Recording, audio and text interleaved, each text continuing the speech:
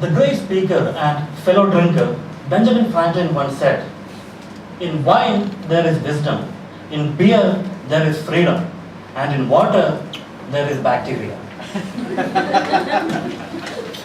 Mr. Contest Chair, distinguished judges, fellow toastmasters, and dear guests, wish you all a very good morning. Good morning. And to all the fellow drinkers who have joined me here today, can I have a show of hands, please? Thank you and a very good morning. I wouldn't be here doing this speech today if it was not for the contributions of people like you.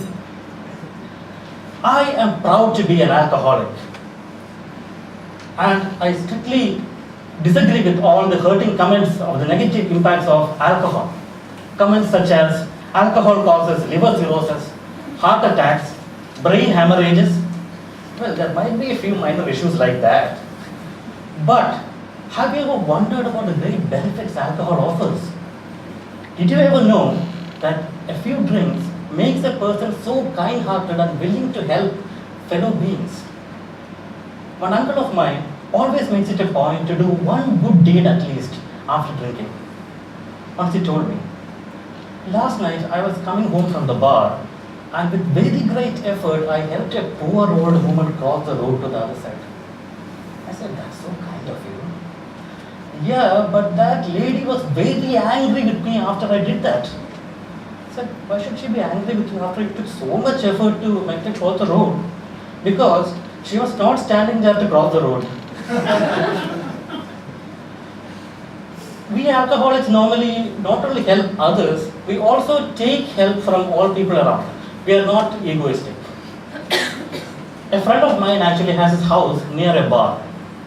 On a particularly rainy day, at around 3 in the morning, he and his wife were woken up by a big banging on the front door. He went down, and there, in the heavy rain, there stood a drunk man who asked, "Can you give me a push?" My friend said, "It's 3 in the morning and raining, no ways." He slammed the door and went back to bed. His wife asked, "Who's it, dear?" "Ah, some drunk man who wants a push on the car." "And did you help him?"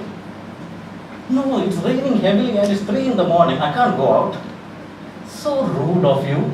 There's a poor man stranded in the rain and you're coming here on to bed. I think you should go and help him." Though unwilling and yet not wanting to start an argument, my friend dressed up, put on his raincoat, put on a cap, took a torch and went out and shouted into the dark, "Hey, you still there?" A voice from the dark said, "Yes." And what seemed to be coming from that park near his house. He again asked, "You still want that push?" The boy said, "Yes." "Where are you?" And the boy said, "Over here, on the swing. Come, give me a push." A very great benefit of alcohol is that it is a great source of courage. We alcoholics normally have a peg or two before embarking on any serious or challenging mission. For example, a fight. One day I was having a drink at a bar when a man rushed into the bar and said to the bartender, "Hey, I want to wait to a really big fight. Give me a double large whiskey." The bartender poured the whiskey and he drank it in one gulp and said, "You see, this man I'm going to fight is really strong and powerful. Give me another double large." And the bartender poured the drink, he took it and drank it in another gulp. He said, "You see, I need to be extremely prepared for this fight. Give me another double large." Now the bartender became a bit curious, and as he poured the drink, he asked, "Actually, who are you going to fight?" The man drank it in another gulp and said, "You, I don't have money to pay this bill." From my childhood, I have been, and as I got into this drinking, I have heard of lot of negative comments like, "Why do you want to drink? Alcohol doesn't solve any problems." Yeah, alcohol doesn't solve problems, but neither does milk.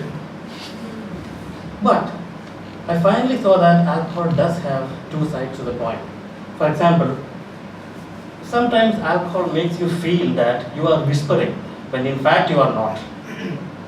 And other times, alcohol makes you feel that people are laughing at you when actually they are laughing to you. But have you ever wondered about the number of inventions that were done under the influence of alcohol? One of my uncles once invented a talking clock while he was under the influence of alcohol. One day, while we were having a late night bash at a pub, he said, "Come over to my new flat, I'll show you around the flat." So I went with him to the flat and saw all the other rooms, and finally he took me to his bedroom. And there was a big metallic disc and a hammer attached to it. I asked him, what is that? That is a talking clock. It tells you the time. I said, how does it work? So he went to it, took the hammer and hit it bang, and it went a bong. Another hit, bong. Another one, bang, bong. On the third hit, a voice from the next flat said, will you please stop that? It's 3 a.m. in the morning. And I had an experience with alcohol which sometimes allowed me to change my decisions.